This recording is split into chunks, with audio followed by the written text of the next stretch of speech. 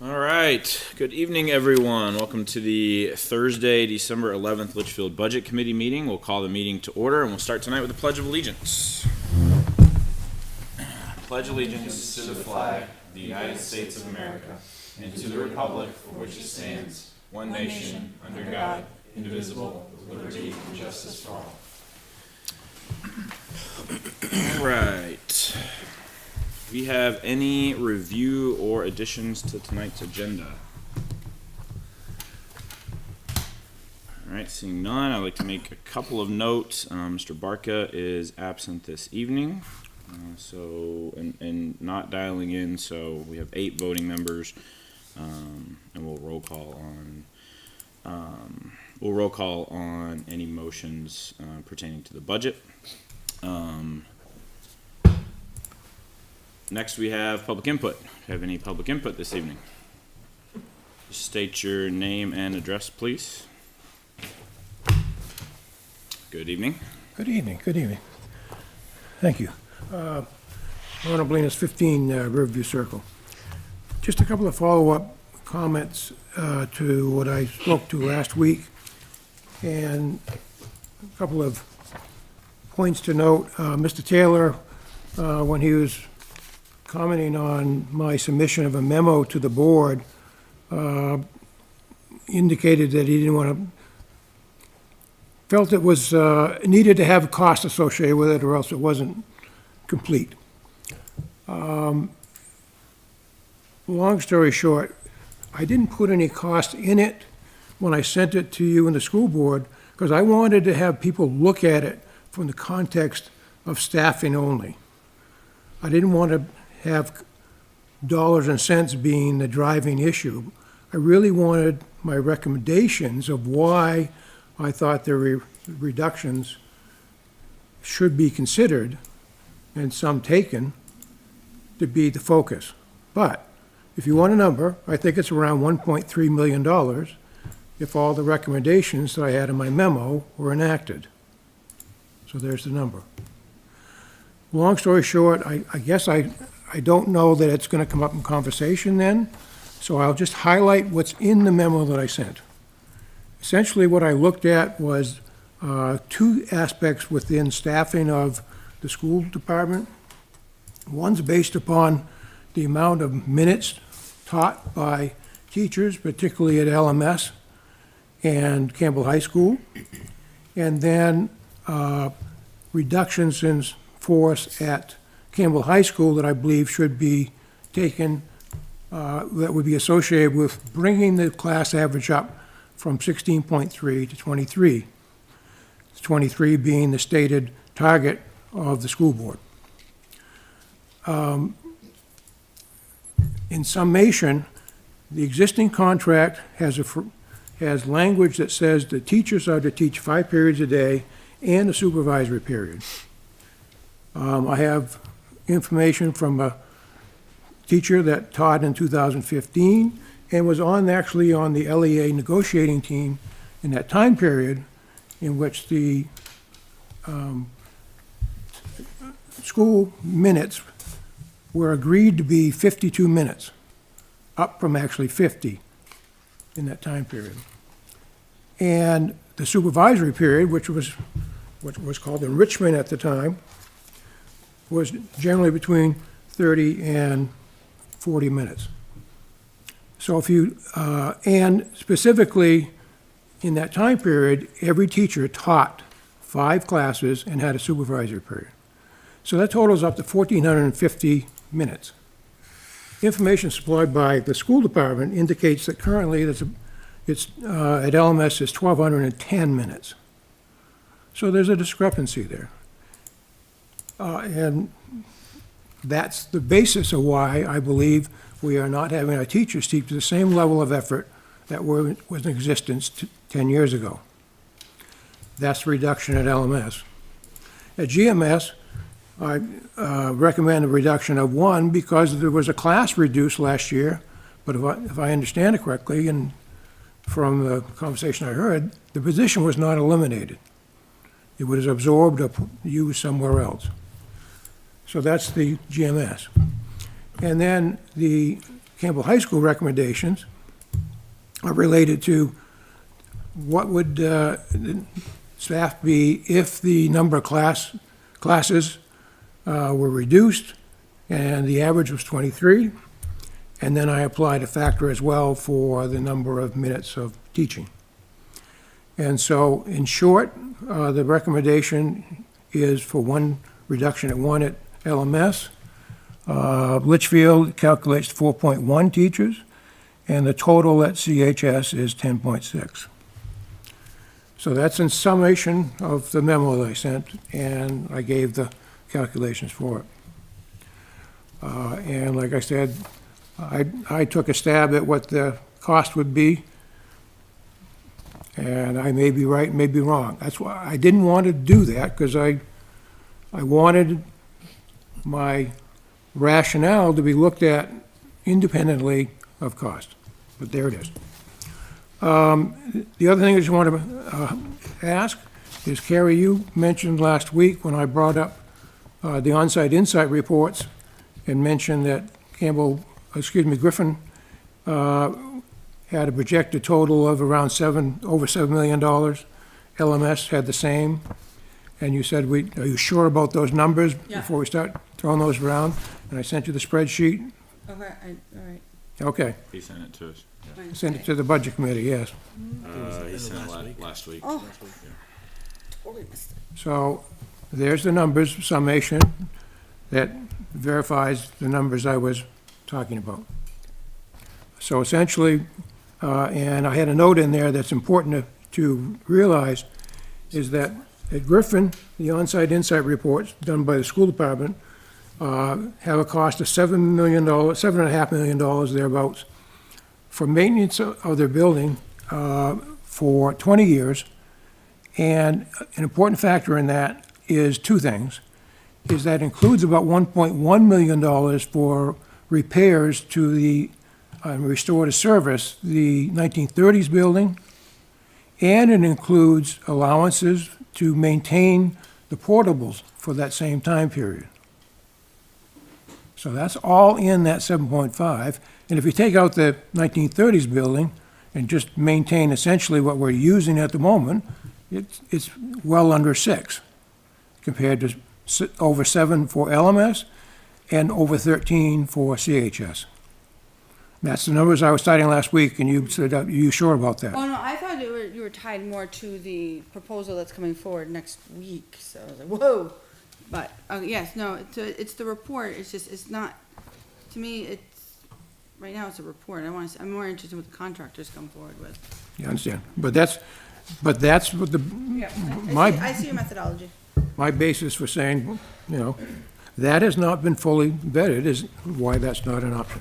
So with that, I appreciate it. Thank you. Thank you, Mr. Oblinus. It was $5 million. Any other public input this evening? Not public input, but can I make a comment / ask a question based on the public input? You may, as long as it's not dialogue back and forth with the It public. will not be. Okay. Mr. O'Connor, would you mind stepping up to the mic, because there'll be an answer for you as well, and Mr. Cutter. So, I did do the due diligence based on Mr. Oblinus and did take a look and see, I used Campbell as an example in terms of the teaching side of things, and I would like to have you correct me if I'm wrong, but as I go through this and I take a look at specific classes that have low enrollment, which would kind of lean towards the direction of potential cuts. However, as I took a look at it, and I'll go ahead and call out 5 of them: AP Stats, Black and White Photo, Conversational Spanish, School-Based Enterprise, and AP Computer Science. If I'm correct, that's 5 different departments. And then at that point, okay, so if I take AP Stats down, it's not like I can get rid of a math teacher, because that math teacher is also probably teaching 4 or 5 other classes. Am I wrong in my thinking that as we take a look at some of these and trying to tie class enrollment to potential staffing, I'm somewhat handcuffed, aren't I? You're not wrong with that analysis there. So I'm going to use math. You mentioned AP Stats. I was a math teacher, so it's always the easiest for me to talk about, right? Like we have 4 math teachers up at Campbell High School right now. The official graduation requirements is shifting with the ED 306s to essentially make sure kids have 4 years of mathematics every single year, right? We have about 340 kids. So it's about 85 kids per class. So there's got to be 85 kids every single year on average taking math, right? Like all the kids are going to take math. There's 85 per class there, right? So you need to offer 4 levels of classes essentially every single year, and then even some above and some below because we level classes, right? You might have kids starting off before Algebra 1 in a pre-algebra or in a general math setting, or get up to classes such as AP Calculus, AP Stats that are beyond that. So you might have 5, 6, 7 levels of math that you're really teaching over the course of the year. So we need a diversity of those classes. There are always going to be smaller classes, and we do the best to schedule them the best that we can. And I use this as an example. Let's take pre-calculus. Say you have 32 kids sign up for pre-calculus. You're not going to teach a 32 kid class, right? Legally, we can't. We can cap it at 30 at the state. That's the most you can cap it at. So you're going to split that in 2. That's 16 kids on each side. If the schedule works perfectly, it's going to be 16 and 16. But you're doing all the other variables of what the other classes they're taking, time of day, the grade level, everything else. It'd be great if you had a 16-16 split. Your chances are going to have more of a 13-19 split, maybe a 12-20 split, something like that, right? So you do the best you can with your scheduling to balance the most you have.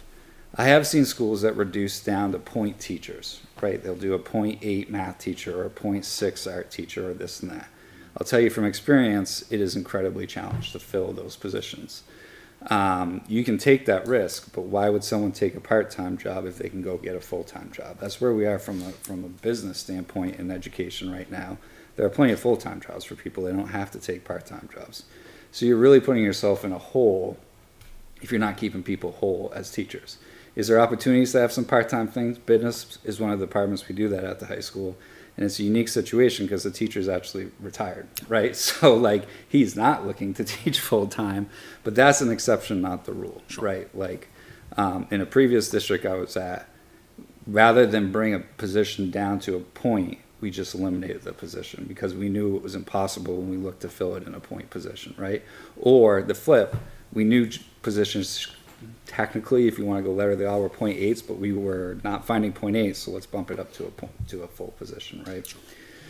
So like that analysis, I would say is correct, right? Like in the sense of it's not as simple as just like these are the numbers divided by number of teachers that you have, and that's how many teachers you should have. In terms of dollars, right, one of the things I just want to remind the budget committee on is, the basis for the analysis shared is fiscal year 25 numbers, right? Where we had a budget, it was an operating budget, not a default budget at that time, it was an operating budget. Last year was FY26, the budget in front of you is FY27. You have to look at the actions that collectively we took last year for FY26 and have also already taken for FY27 before you tonight, right? Before all these other considerations that you might have. As an example, we've cut several positions last year. We cut more positions this year, right? And in addition, the board actioned $150,000 to reduce the personnel budget already, right? So that has to play into your equations here too when you think about reducing staff. And high school is a different beast. Each level is kind of their own thing, right? High school, you do have graduation requirements and program requirements that you are mandated by law to follow, right? Like you have to have a minimum of 20 credits for to graduate. Campbell goes above that, they do 24, right? But you have to have a minimum of 24 in specific areas. Things as 4 years of math, right? 4 years of English, 3.5 of social studies, 3 of science. So you got to have the offerings, right? There are classes we have to have from a programming standpoint in our offerings. Even if we don't run it, we have to offer it, right? So this is stuff where we have to have people to teach it. We have to have certified people to teach them in the event that we're running those classes and stuff like that. So it's not a black and white number always in high school. If you're stuck, is there things you can do? Can you get emergency authorizations? Can you get different things from the state? If you're stuck, yeah, you can. But you should have certified people teaching the courses in the areas that you have to teach. So, Anything else, Mr. Taylor? Nope, that was it. All right. Moving on in the agenda, I'm gonna just stay here. Yeah, that's fine. Perfect. Correspondence, since last week's meeting on the 4th. Thank you to Mr. Taylor for putting this together. On December 4th, and some of this I think might just overlap a little bit with correspondence that was shared last week, because I know I read into some stuff that wasn't written, so I'll read everything that's here. On December 4th, Chair Sun sent the ratified teacher contract that was presented as a part of that will be presented as a part of the warrant articles on 12/18. Mr. Cutter reshared the school budget folder link, and Ronald Blinas sent a spreadsheet that captures all of the yearly capital maintenance costs by school for the next 20 years based on onsite inside reports. On December 5th, Chair Sun sent the agenda for the December 11th meeting. On December 9th, Chief Jones provided answers to previous questions about using electric vehicles for the police department, and Ms. Kleiner sent a recap of the select board meeting on December 8th. That is our correspondence since last week. Next we have review and acceptance of minutes. Has everyone had an opportunity to review the minutes from last week on December 4th? Make a motion. Motion by Mr. Burke to approve. Do I have a second? Yes. Second by Ms. Douglas. Any discussion? All those in favor signify by saying aye. Aye. Opposed, abstain. Motion carries 8-0-0. Are we doing roll call vote tonight, Mr. Chair? On Reductions. reductions, yeah. Thank you. All right, Mr. Brunel, any town business updates for this evening? Just brief would be, we delivered the warrants, I think you shared it with the committee today. Just know that we voted on everything except for one, which was the revolving fund for the Recreation Commission, I believe. I was looking for some more details. We did, after vote, we did find a few errors, so we did have to make some corrections. So we'll have to go back and revote a few of them, but the wording and stuff should stay the same. Yeah, and I shared all of that stuff today. So earlier this morning, you should have gotten the health agency data, the town warrant articles, and then Ms. Kleiner sent shortly after that, but I didn't see it until right before we started the update, the errors that Mr. Brunel was speaking to. So you should have all of those in your inbox. Yep. And we'll be addressing it at our next meeting, which is the 29th, so. And I don't see many major changes happening. Any questions for Mr. Brunel this evening? All right, we're going to move into school business. We'll continue our school budget voting. For those following along at home, last week we got through, we went through Campbell, LMS, Griffin, curriculum instruction, IT, special ed, dining, and building and grounds. So we're going to start this evening and pick up with the business office, move to transportation, school board, SAU, HR, and personnel. So that's where we're going to start. We're going to work through those 6. What we will then do is come back. If you haven't had a chance to take a look at the questions document that was asked, or that we populated last week, there were a few questions that were asked and answered in that document. Some of those, I think, are pertaining to things that we discussed and voted on last week. So, for example, software questions, LMS library questions, buildings and grounds questions. So, after we work through the 6 that we have not voted on yet, I'll give you anyone an opportunity to go back and revisit anything from last week's discussions and motions based on the new information that was provided in the Q&A documents. I also want to call attention to, there's a second document that's titled FY27 Budget Changes. I referenced this last week. It has all of the actions that the school board had taken prior to us starting voting last week.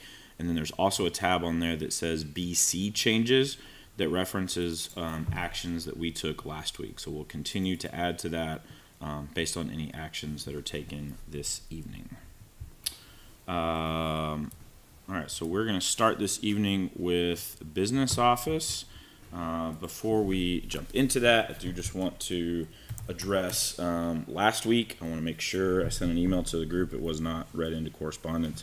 But I do just want to make sure, as we continue to work through the rest of the school budget tonight, that we do so with respect for each other, that we listen, we let people talk, we do our best to not interrupt. I don't like to use the gavel. I don't want to have to use the gavel again. I think we all have great ideas that we're bringing to the table to try to solve the very complex problem of rising cost in town and the need to balance that against the needs for both the town and the school. So I just want to make sure we continue to do that in a respectful way. This group has worked together fairly well over the last few years, and I just want to make sure we continue to do that. So with that, we're going to jump into the business office. If you're following along in your binder, that is found after buildings and grounds. If you're doing the digital version, it's titled business. This particular budget currently is a requested increase of $11,631. Do I have any motions on the business office this week?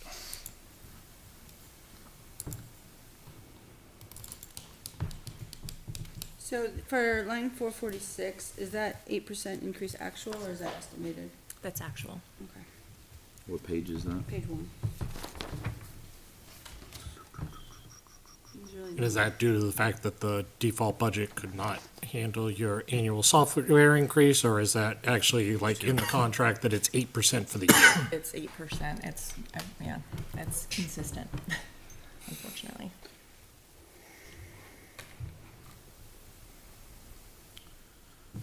Any motions for business office this evening? Okay. Move us to transportation.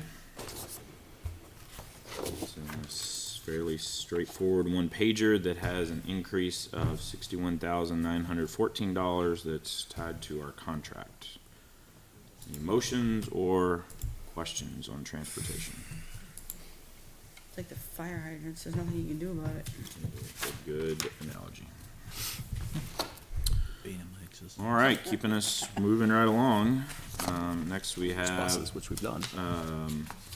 school board. You can do. That one's combined with the SAU, right, in the digital files? In the Yeah, it's digital in the file, it's business actually one. under business. I apologize for the mix-up there, Oh. but yes. Oh, okay, yeah, digital, okay, I see that. Yeah, so if you're in the digital version, reopen the business file. It's just front and back, right? Yeah. It's the bit under business. Yeah, so it's I just think that budget. I may have misspoke then So- earlier. Well, go ahead. Any, What, I have a question on 890. What are recognition and meeting expenses? Oh, yeah. We do a, like, recognition of 5, 10, 15, 30, 25, 30 years, all those type of things at the beginning of the year. And the rest of it is just various meetings, like if we have water bottles available for guests as they come in. Snacks, I guess, you know, like mints, those type of things that we just have in the office for when people are in, waiting, you know, your generic type of just expenses. Offset any costs that come up through the year, just generic stuff. It's a miscellaneous category.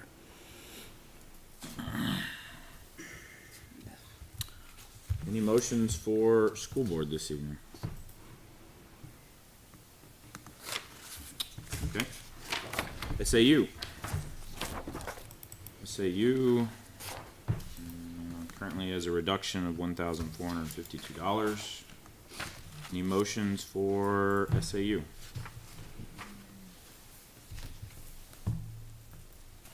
Really? All right, so when we get to 610, and it seems small, but it just, we have $200 budgeted for supplies, like FY '25, and there's nothing built against it for that year.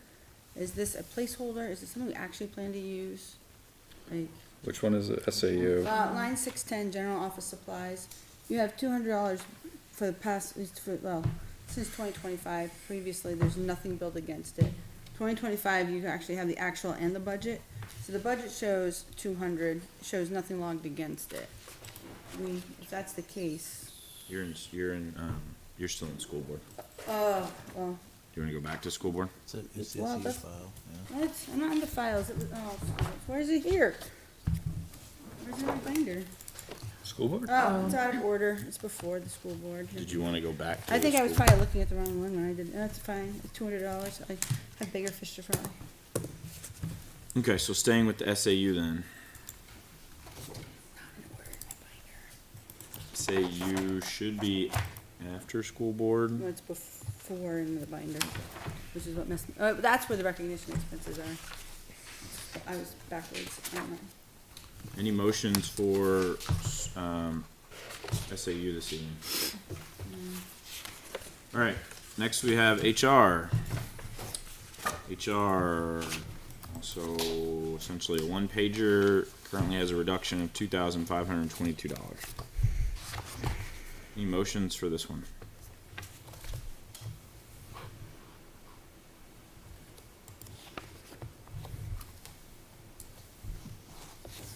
Okay.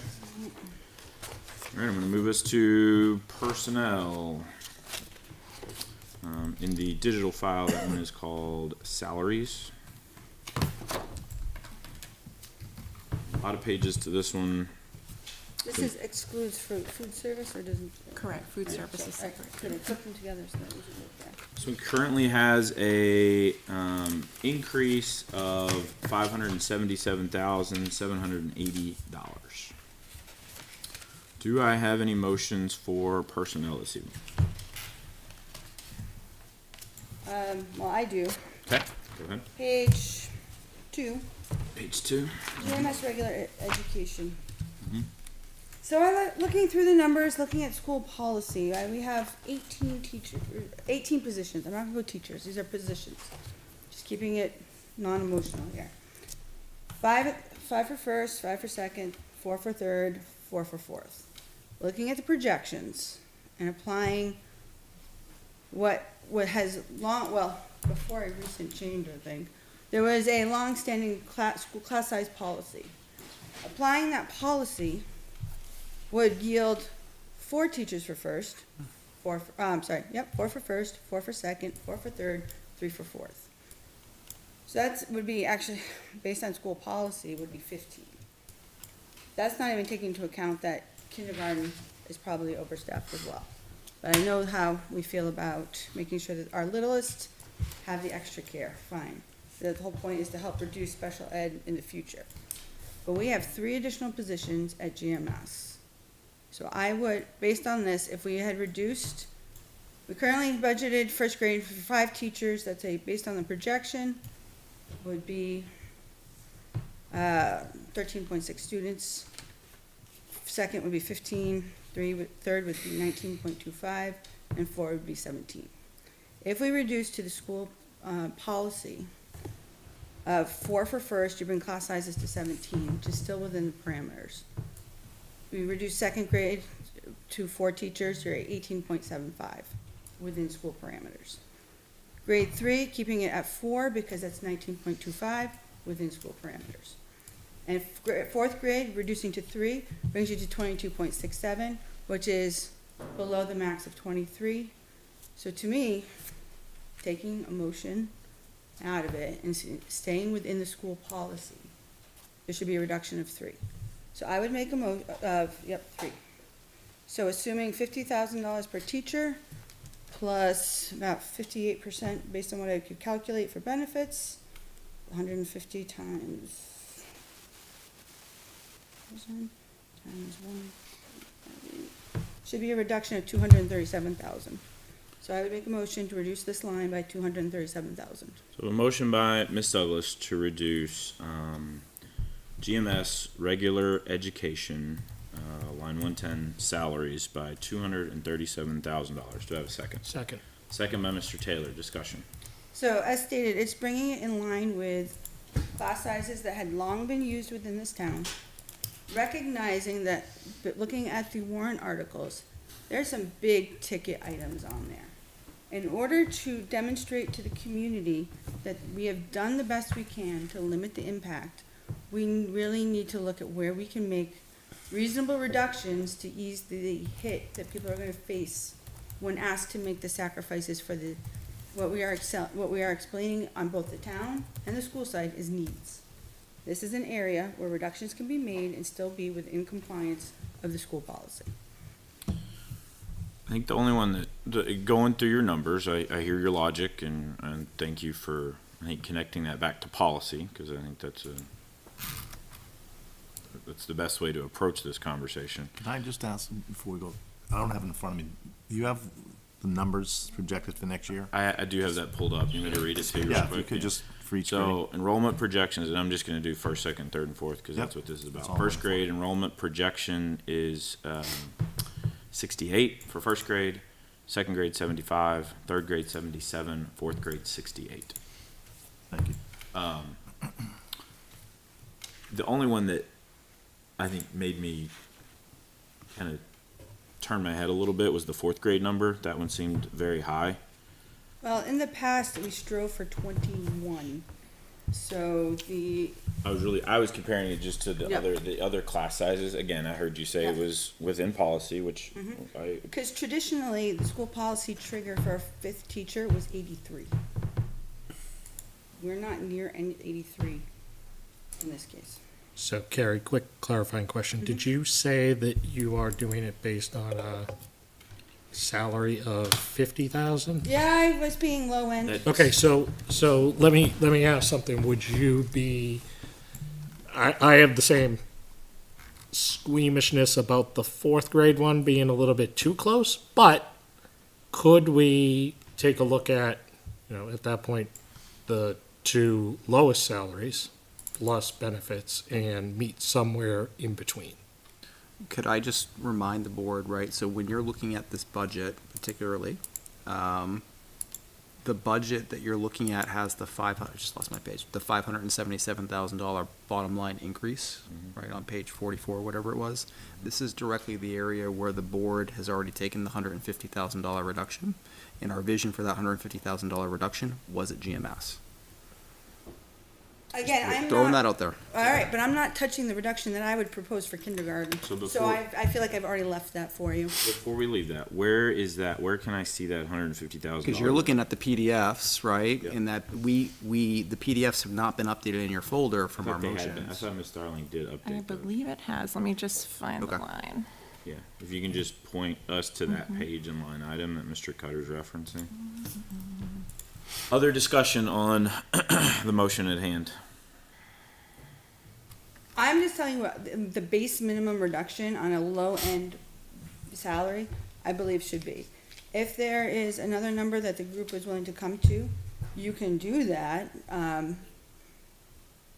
Ultimately, a reduction should be made, and I will contend that we should make sure that the reduction is justifiable in the number and not the what-ifs. And my reduction is based purely on policy and numbers, because there's a trigger number and we're not near it. And if we're gonna concern that, well, we're too close to 23, well then what if we're too close to 20? I mean, there has to be a cutoff number somewhere. Okay, sorry, what is the number for fourth versus the policy number? I'm doing that right. 23 for fourth grade, 23 for fourth and is the, at 22.67, 2.67. Based on current I'm sorry, what was the projections. policy number? What was the policy? 23. And keep in mind, our projections have traditionally been high. If you look at the 25, 26 actual versus projection, every one of the grades at GMS, with the exception of fourth grade, was high. So I mean, I guess you contend that maybe fourth is, but fourth grade came in on target. Every other grade, including kindergarten, is over by 16 on the projections. So I would contend that, again, I would be comfortable even reducing a kindergarten position. But I know that that was probably less palatable than the ones that are directly related to policy. Ms. Starling, were you able to find that in the PDF? So, It's on the yes, it front is. end. Yes, 290. 2,900. Yep, under the salaries. What page is that? That is 10. Wait, is that- I don't know if it's That's- in the, oh, that's that's in in the the- big fund 10. Okay. I don't know what page it is on the salary one. Right. One sec. I mean, keep in mind too, if those who are concerned, there is a fund for classroom reduction size. Do we, Oh, you know what? Let me double check. so a follow-up question, once we find this, I'd like to know where that fund currently sits. I just lost it. I think- Sorry. You know what? I think can pull that up for you. You have It's that? the December 6th one. I, while they're looking for that, I mean, I'll just, 110 and You know. 2,900. looking at the numbers, right? So first grade would be a class size of 17, second grade would be a class size of 18.75, third grade 19.25. The fourth grade one is the one that, like, that's 23, that's big. That one's the only one that, Right, but The- that's also where the class sizes start shifting. I know, I hear you. I mean, Did you find it? Yeah, I think she's gonna update that one. It's in the big Fund 10 one. correct. So It's not in the right It's spot. not but- in the one. That right. So I want to just make give it sure 1 that second, I she'll update it right uploaded the correct one for the salaries and benefits. It is correct in the fund, all Fund 10 though. But I think Andrew might be Cause right it's in that a it wasn't. fix. Yeah, it's It's not. a bottom line cut. So It's in a then, fixed so then if I open up the all fund 10, that actually shows a budget increase of $193,810 versus the 500K number that I referenced. So that's incorporating your 150K reduction that the school board did, plus obviously some other reductions. Some other motions that the superintendent made, yes, that's right. So the real just- increase to this is 193,810. Correct. And the class size reduction expendable trust fund that we have has a balance of $106,907. What was that again? 106,907. I did find the 150 reduction. It's if you open up that all fund 10, it's on page 108 at the top of it. Looks like it's kind of lumped in under a district So wide. is that like an attrition that we've taken across the district and that's where we put it? Well, this is what we're trying to do. So I just wanted to wait. I didn't want to insert myself too Yep, quickly go in ahead. this conversation, but I wanted to wait, and then I'll have Dan weigh in, the GMS principal. So we discussed this at the school board, because I think we have to acknowledge that, yeah, like when you look at that policy, that's how the numbers break down, like when you look at it that way. We're also really short from a paraprofessional standpoint at the middle school. We're about 8 paraprofessionals short. If we're honest with ourselves, we're not gonna fill those positions next year. We know that, right? So that's kind of just sitting there as kind of money that we're not gonna spend. We haven't been able to hire them last year, years before. We're not gonna hire them next year and that stuff. So we need to acknowledge from a budgetary standpoint that that money's not gonna be spent, right? We need to continue to post those positions because we are committed to providing services in kids' IEPs for special education, right? So we need someone to provide those services. Our hope is to take, if we're not gonna run 5 classes of first grade, and if we have, as that is projected at 67, 68 kids, we cannot run 5 classes of first grade, then we're hoping to redistribute those teachers to help with some of the special ed needs we have and the services we need to provide, because we don't have the paraprofessionals to provide those services. We are bound to provide those services. We want to get creative in our services that we're providing at that level to account for that. We want to acknowledge that we need to save some money in that sense, and the reality that we're not going to be able to hire those paraprofessionals. So we're trying to split the difference with that $150,000 cut here, which is kind of the equivalent of 2 teachers' salaries there, roughly, give or take. If you look at those teachers there, that we're trying to have those savings in that way. We need bodies. These are bodies we have already, right? These are teachers we have on staff already. They're not empty positions. So we're trying to make the best use of the people we have, because there's other positions we cannot fill, right? So that's what we're trying to get to, the right balance of all that. So as of right now, that $150,000 isn't directed towards,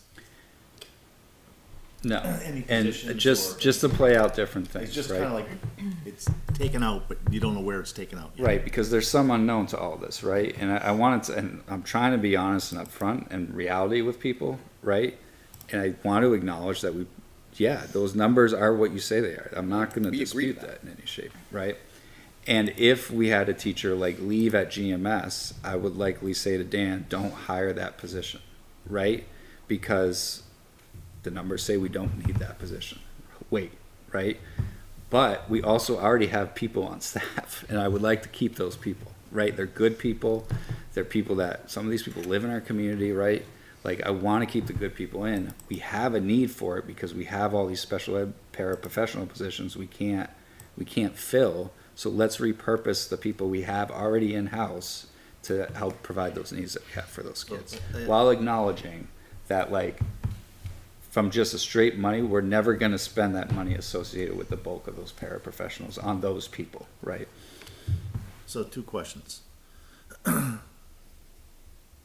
One, would you agree that you don't need 5 teachers in both first grade and second grade?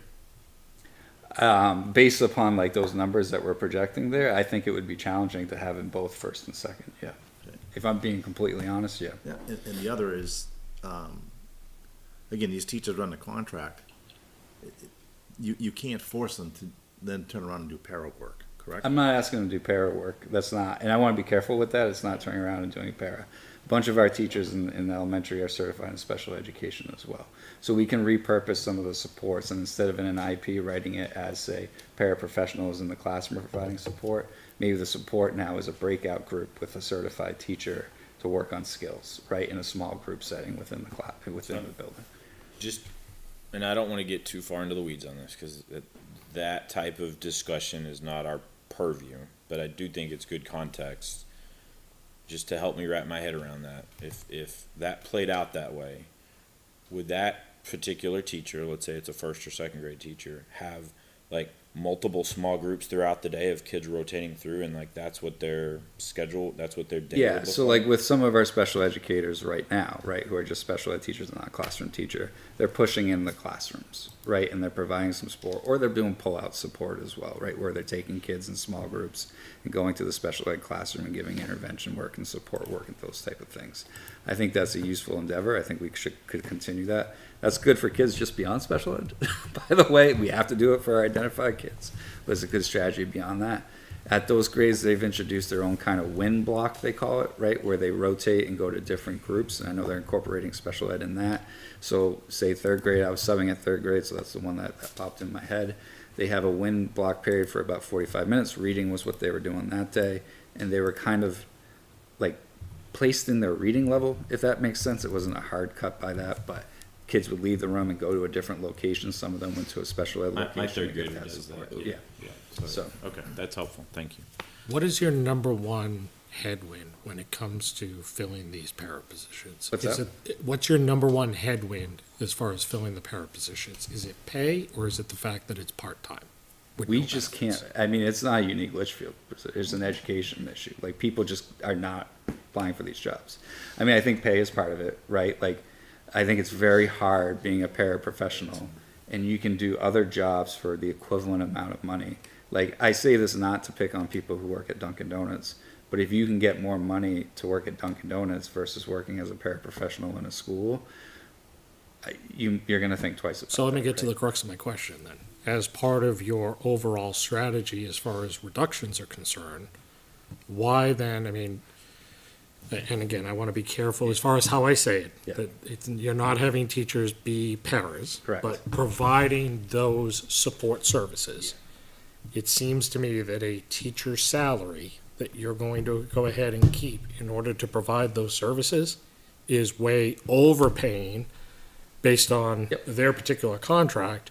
Why not then try to move up the paraprofessional pay sum by X amount Yep. to move the needle enough that, hey, you know what, maybe you don't fill all the para positions, but if you filled 20% of your open para positions, it's probably more cost effective than having a teacher provide those support Yep, services. it's a natural question. It's a good question to ask.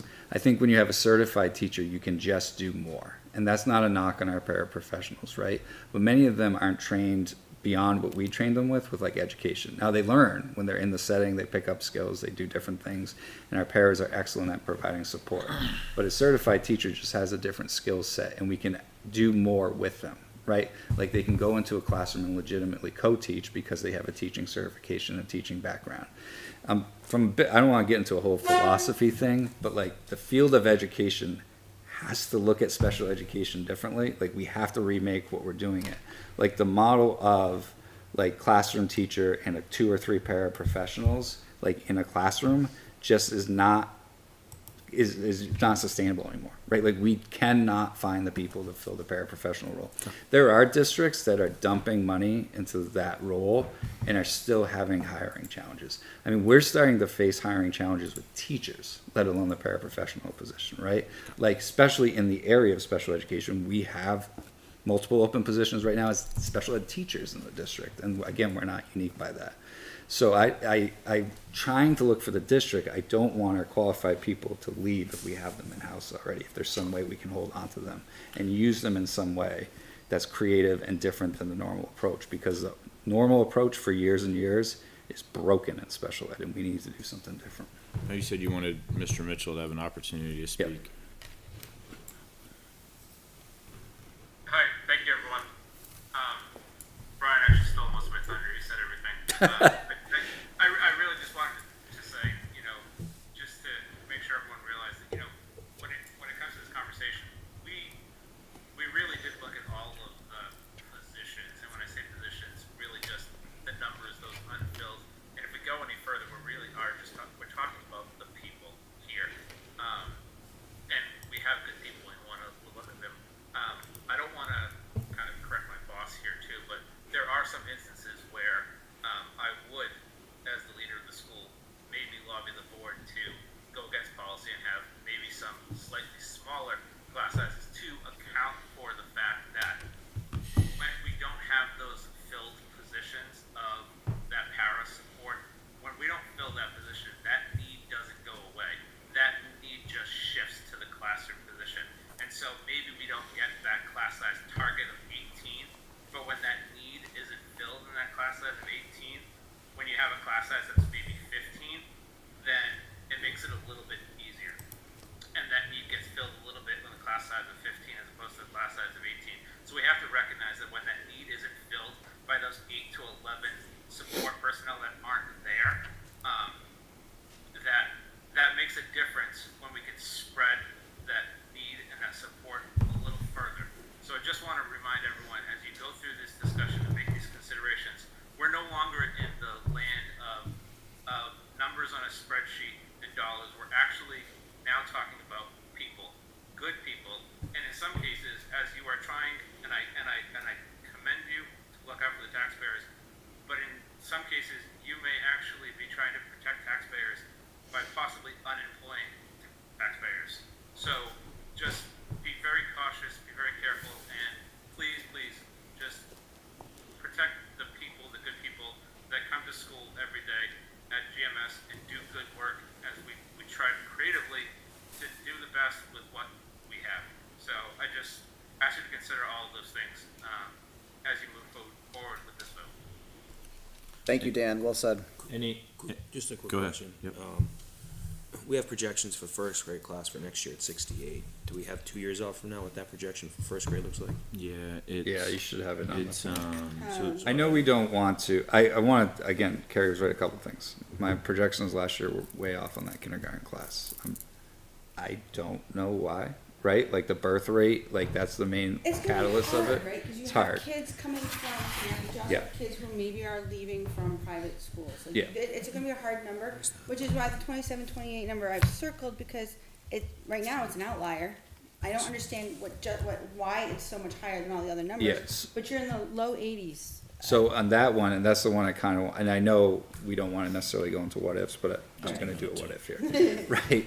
Like that year that we're projecting, the birth rate in Litchfield, if you go back, is significantly higher. Which, if it makes sense to where we were in the societal standpoint, It's COVID. we were COVID. It's the COVID babies, right? But Everyone how many was people are home. moving out? And that's the you don't know, Like, right? you You really don't know. so it's gonna be a question, which is why I would feel comfortable reducing a kindergarten teacher for this year, but I left it because we don't know where that is. So realistically, we could get by with one fewer teacher, but I left it because we don't know that one. you've got the information you were looking, you got the, Is the number 87, is that accurate? Here's my. so what was your original question again? Can you restate your question? So the question was, we have the 68 for projection for first grade next year. Yep. 2 years from now, first grade is showing 87. Yeah, because he's projecting, the team, the administration of the school board are projecting that kindergarten bubble to hit in 27, 28. Looking at specific births Is it built off the previous registered year? in Based Texas. upon live So it births. bases off of kindergarten, but it's like, if the 26, 27 kindergarten is lower than the 82, then it could be even lower number. But it's still below the it's about the Well, if we're gonna use projections for next year's class, we can use projections from 2 years from now, and if that's 87, we have to be careful what we cut next year if we're proposing that, because you're just gonna be rehiring again. No, that's part of our challenge, right? That is Right, the I mean- rub, where I mean, I think that's now we're gonna why- let go of a good teacher, right? But I now need to rehire a teacher, but I had one that I no longer have. That's right. That's No, why we're it's trying absolute- to it's hedge a that. little bit with like I it's kind of ironic. I was here last year complaining about bottom line cuts because I don't like bottom line cuts. And for the record, I still don't like bottom line cuts, but like they do have value, and this is one of those situations where I can actually grit my teeth and say there's some value to it, right? Because there is some unknowns. Like, I've never worked anywhere in 20 plus years in education where every teacher came back to a school district the next year, right? And every spring you look and you reevaluate, because life happens, and people leave for plenty of happy, good, bad, everything in between reasons. But like, every year you have to pause and you have to evaluate if a teacher leaves, what you're gonna do with the position. Now, 9 out of 10 times you're just gonna fill it, right? Like, if the one, fax teacher at the high school leaves, we need to hire a fax teacher because we have to have a fax program, right? Like, that's gonna be, or at least attempt to hire that. But as the example I used before, if we were to have an elementary school teacher leave, we would seriously consider holding back on that, right? Because the numbers would say that we could manage with the staff that we have there, right? And that's kind of like why maybe a bottom line cut hedges us a little bit, because we can move some pieces around once we see how spring starts to kind of play out. I would hate to lose people we already have under our roof, but that doesn't mean when things open and it just becomes a vacant position. And this is kind of what Dan was alluding to a little bit, difference between people and position, and we're like teetering towards now people no longer position, right? So I understand the need to reduce money, because the reality is we have a lot of positions we're not gonna fill, even though we're gonna continue to advertise them, because we kind of bound our by IEPs and stuff like that, right? So like, how do you find the right balance of those numbers? I want to ask a process question, going back to the classroom fund, either Mr. Cutter or Superintendent. The $106,907. What is the I'm trying to think how I want to ask this question. I didn't use it. Yeah, like what is a trigger that allows you to tap into that fund? Like, is it solely based on a enrollment increase, or does the school board have the authority to say, hey, we thought we were going to need 4 teachers in 4th grade. I'm sorry, we actually got a budget for 3 teachers in 4th grade. Turns out we need 4. We have the authority to tap into that to make that happen. Yeah. The purpose is staffing due to unexpected increases in enrollment, period. Staffing due to unanticipated increase in enrollment, which Right. means And that's per the RSA. you could 198.20. you couldn't. So to answer my question based on that, you could not use it to fill gaps in budget reductions. No. This is specifically for, hey, there's a large increase for whatever the reason. We're now in May, June timeframe, right? And we have this huge spike in enrollment for the upcoming year. We now need to start thinking about that. We can tap into this fund to hire that teacher. Thank you. So I guess now at this, You could use it for a budget decrease. I mean, if you took a 4th grade teacher away right now, and all of a sudden they roll into next year, they need one, yeah, they can use it. So I guess that was the crux of my question, what you just said. Maybe I didn't phrase it correctly. If you reduce a teacher right now in 4th grade, and they roll into prior to next year with the registrations that warrant another one by policy, they can use that money. Okay. well, so Yeah, I guess that's. I would have a hard time with that personally, because I don't know that would be an unexpected increase, right?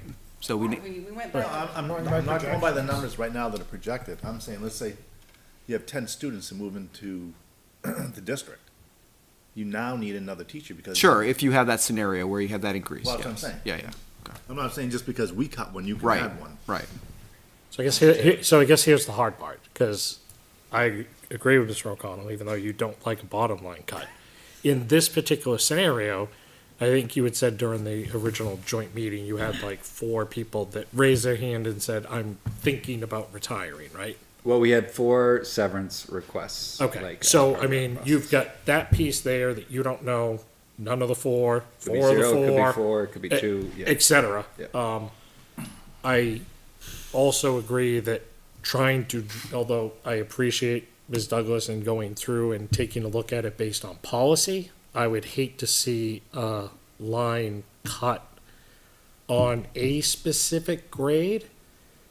But I guess my question would be, if there was a bottom line cut and it wasn't tied to 4th grade, and then Mr. Cutter, if you had 2 students come into the district beyond the expectations, and now you've triggered your policy number, you would be able to tap into that fund, correct? Even if we did it as a overall staffing bottom line budget and didn't specifically Yep. call out fourth We grade? would, because So, that would be I- an So increase, realistically- again, we would be above the trigger number in our policy at that So point. I think So I'm gonna say, I'm okay with moving it to a bottom line, because ultimately, it's a bottom line budget. My point is, I believe within this line, 110, there's $237,000. No, and I agree wholeheartedly. I just want the protection, I just want the protection that where we're that close on the fourth grade, Right? if But really, two students move in, they can still go ahead, hit the fund as intended, and be able to hold on to And I that think extra fourth grade teacher. And I think something Ms. Douglas said too, to be clear, right? Like this is a reduction to 110 salaries. It doesn't necessarily mean it has to be a first grade teacher, right? Or Like that, fourth grade Right. teacher. it's a reduction to that. But- So they particular don't line. necessarily need to add one if they don't eliminate one. They have 4 right now. I'd be careful with that, because the motion with the dialogue was specifically for GMS 110. It wasn't bottom It line. was, but it wasn't to say that it had to be a first grade and a second grade teacher. That was my point. But I mean, it is targeted at GMS, for sure. And well, let's not use targeted. and I will We say, applied towards that line simply because. So carrying, and just carrying out 3 years from now, right? If we're gonna project next year at 68, 2 years from now, 87 first grade. The projection for 3 years from now is 107 for first grade. But that's based on. I think that one outlier might be a numbers, right? very lofty I jump. mean, it's based on. I get it based the If we're perfect. gonna use projections, But last year's projection for kindergarten was 16 higher than we actually had. So we want, okay, shall we adjust think- by percentage? I think we have to use that as a data you point. can I go don't- either way though, Carrie, with that. Come on, if you're gonna use the 68 number. But, so here's the deal though, we have people, is it fair? So my point is I'm agreeing with more of the bottom line approach versus cutting a specific teacher today and then next year needing one more and 2 years from now possibly needing 2 more and not having the resources. We just heard that hiring a teacher is very difficult. All right, so I'm gonna to maybe try to speed this up a little bit. Can I just I'm gonna. add one thing? As you're talking about the bottom line budget, and what I'm concerned about is Kerry's got a number of 237,000. Yep. Yet they've already taken out 150,000 bottom line out of GMS. Well, Out of GMS or bottom line salary? It was a Just a bottom bottom line, our discussion was GMS related, same type of concept. But that's the thought process right now with the school board, that 150,000 would be applied. What attrition have you taken this year? We did the one bottom line of So 150. therefore, they traditionally take a 150 attrition anyway. I So if believe, sorry, I don't mean to interrupt, there should be attrition information somewhere. Mr. Olson, did you have a Yeah, question? I just want to make an observation about the removing or trying to hold on to somebody. We have a limited pool of teachers available. All the other districts also have trouble hiring teachers. There's lots of jobs for them. Let's say that, half the districts go up in enrollment and the other half go down on a given year. If all the districts that go down try to retain all their good teachers, then what's gonna happen to all the districts that go up? If they all behave the same way we behave and try to retain everybody? Inevitably, people are gonna leave. The people that are having an essentially a reduction in force because their enrollment goes down, those teachers are gonna go to the districts where the enrollments are going up. I mean, Well, they should if they're not Right. being, if if they they're not wanna stay being in the held on profession, to. right? I mean, ideally, they should, because people are gonna move around, that's what happens, that's why we don't know if the projection's gonna be accurate. So I'm gonna. I don't know if I'm understanding your question, but I'm gonna try to real quick, or your comment, sorry. I think one of the things that we see in our profession is that we're just not getting young teachers at the rate we used to, right? Like, so we have more people retiring or leaving the We profession. have a supply problem. Yeah, we do, yeah. And if everybody tries to retain everybody they can, then you're just making the supply problem worse for everywhere where enrollment's going up, if you do that when it's gone down. Correct, but I'm not worried about any other district. like The problem is that everybody that's not worried about every other district makes the problem worse for everybody. Again, I'm not Logic's worried not about wrong. that. I want the Yeah. best teachers here, right? Like, that's what I want. So And I get that. My concern too is we've had people, rightfully or unrightfully, everybody have their opinion about their tax increases. Do we hold on to people for what ifs? Like, is it fair to the people who are paying the taxes to pay for a teacher that we know, and again, I'm sticking to the numbers and only the data, that we know based on the numbers, based on the policy, is not a position that's warranted currently. So Do we ask people to pay for that anyway, because it may be needed some point down the future? I'm gonna make a Can't motion. guarantee that. I'm gonna make a motion here to amend, just to, I think the conversation will continue. I'm gonna make a motion to amend the original motion of the $237,000 reduction tied to 110 GMS. I want to amend that to a $158,000 bottom line reduction to, salaries, to personnel. Second. Second by Mr. Cutter. Discussion. So here's my logic behind this. I think I said this like with your data points out of the gate. I struggled with the number close to fourth grade, right? So that in my mind, I was already looking at that. The second piece was for me, the data point was the classroom fund that existed. So knowing that there are mechanisms in place that could provide up to $107,000 if needed and necessary. And then I think the third piece was hearing the superintendent looking at, the preference towards a bottom line, taking in other factors like attrition, like potential retirements, all of those factors. Yes, they're unknown. They're unknown just like the projections. And I try to take all of those pieces of information together to try to come up with, in my mind, something that isn't potentially detrimental specifically to GMS, but is also trying to balance that against the needs of our taxpayers. So that's my logic behind that. So I'm gonna, And along with that, I think you also, like Carrie pointed out, there's potential you have an extra kindergarten teacher sitting there in the wings also, potentially. So if it came to it that there was extra, that one can be slid up to other grades 1, 2, 3, or 4. All right, so, this Can I is ask- just, sorry, it's not the right time. Continue. I'm gonna do the have a vote. question. I'm gonna do the vote to amend, and then we can have continued discussion on the actual amendment. So, the vote is to amend to $158,000 bottom line reduction. Roll call vote, Mr. Olson. What was that? Sorry.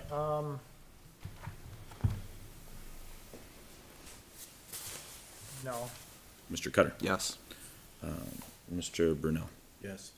Ms. Douglas. No, I am a yes. Mr. LaPlante. Yes. Mr. Taylor. No. Mr. Burke. Yes. Motion passes 5-3. So now we are on the motion to reduce line 158, motion to reduce personnel by bottom line reduction of $158,000. So I make a motion to do that. Do I have a second? Second. Second. All right, discussion. Any additional discussion? I've provided my discussion. Any additional discussion?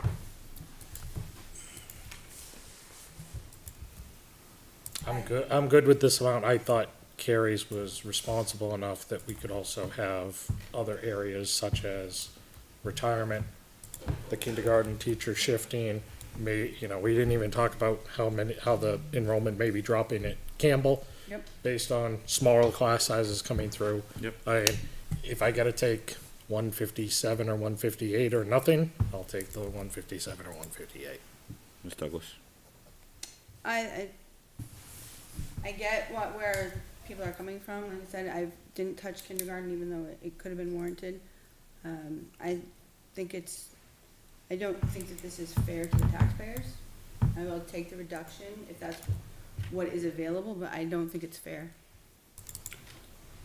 And I appreciate your logic to start this conversation, because I think it was a good one. Any additional discussion? All right, so this is a roll call vote to reduce personnel by $158,000. Mr. Olson, Yes. Mr. Cutter, No. Mr. Brunel, No. Ms. Douglas. Yes, I am a yes. Mr. LaPlante, Mr. Taylor, Yes. Mr. Burke. Yes. Motion passes 5-3. All right. I know you wanted to make a comment. I don't know if you wanted to wait. It's silly in the big scheme of things. Why do we split out kindergarten separately?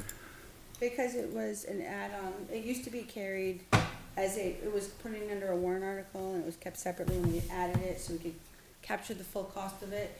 because some of us felt we should charge for it.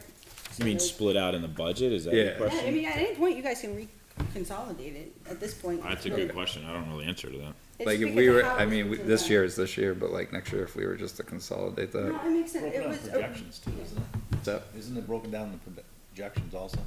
well, well, it's- it's like it's preschoolers. just two No, different salaries. Yeah, right? You know your what question I'm is saying? why is it in a separate line item compared to 1, 2, 3, and 4? it's because how it was implemented in town, based under. But under would our anyone law. have any Next year, issue if like projections next year 82. we just consolidate that?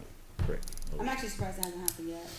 I'm sure. I mean, If I changed tradition, right? 7 years ago, it wasn't in the budget, so. So maybe that's it was why. There was different. a lot of controversy related to that one, so. In Litchfield, I can't believe I that. don't know. Any additional? Answer that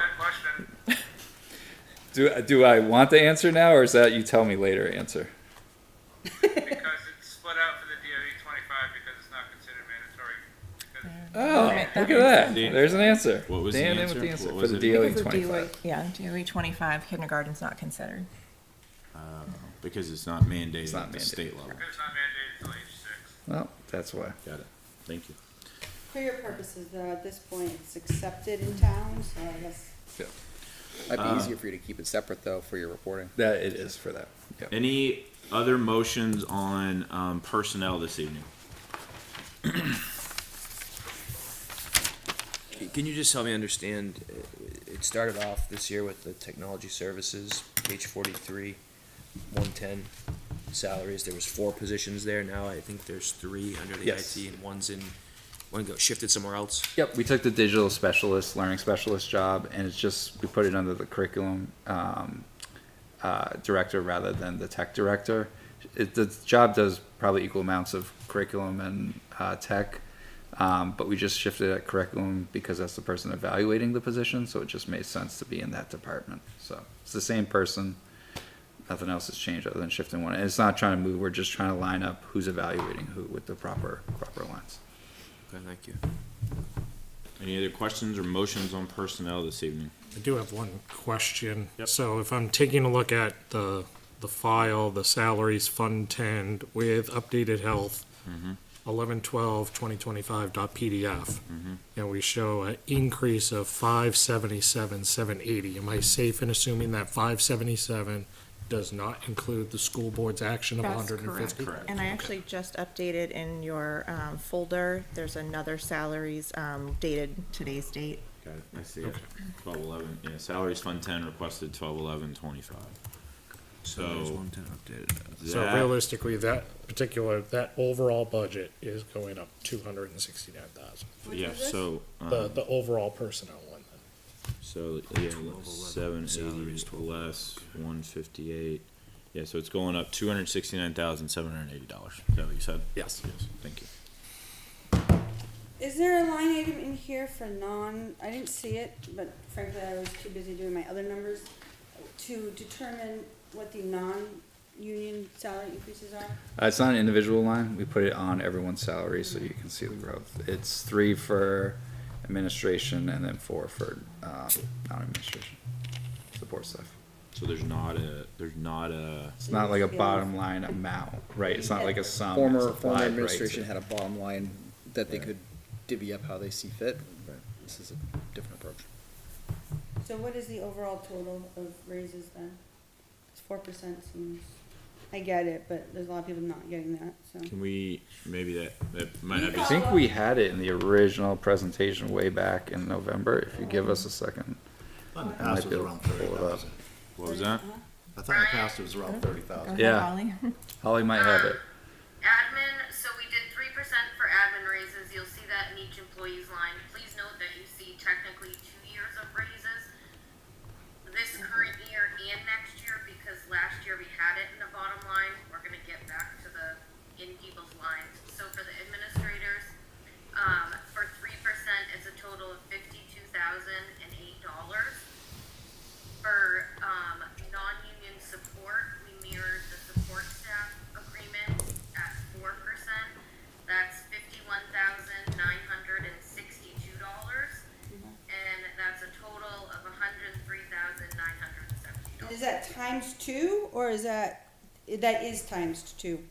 You're gonna, no, that's for 1 year, but when it, like, if you go to like my line, you go to the HR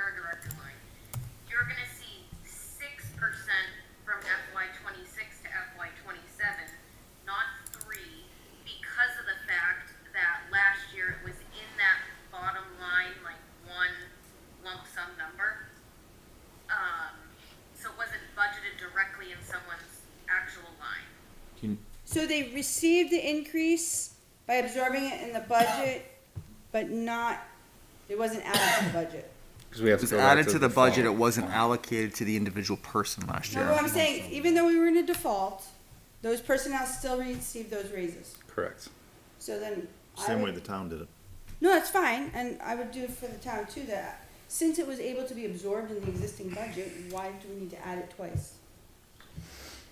So, Absorb I think for, original budget. just so people can see how much money we're making. I think I see that. Nobody know, but. I hear what Ms. Douglas is saying, and I just wanna make sure I understand the math too. Like, are those numbers in there, are we double counting them? You're not. And we're adding, so we were able to absorb it into the default budget, but then we are going to restore it and make the budget whole, and then add.